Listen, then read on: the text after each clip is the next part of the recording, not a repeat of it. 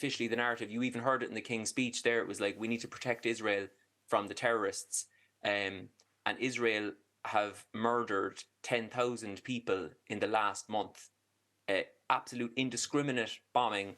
And by most, like say the UN, Amnesty, various human rights groups, even within Israel, would describe that as war crimes. And yet no one, to my knowledge, in mainstream media has ever condemned, certainly not at the moment, has condemned. Even Piers Morgan, who is, I think, being one of the more reasonable because he's at least platforming Palestinians, will not condemn the murder of innocent children.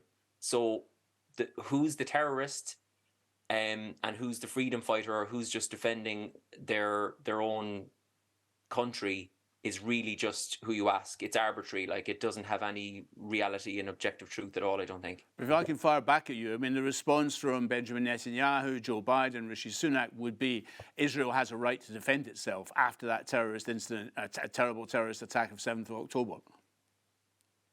Yeah, and I think, again, any rational person would say that the killing of innocents is always wrong.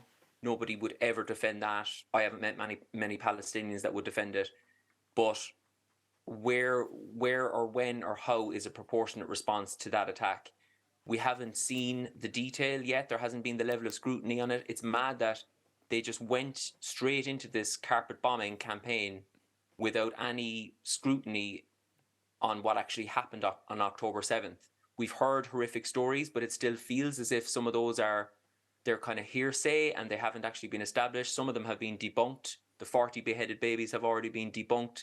So you'd imagine that, like, in a reasonable world, that the events of that horrific day would have been really, an investigative journalist team would be all over that, and we'd establish exactly what happened. There'd be an independent inquiry into it, and then they would take action, whereas the action came before any of that stuff. And I wonder, will we ever see any independent inquiry into it?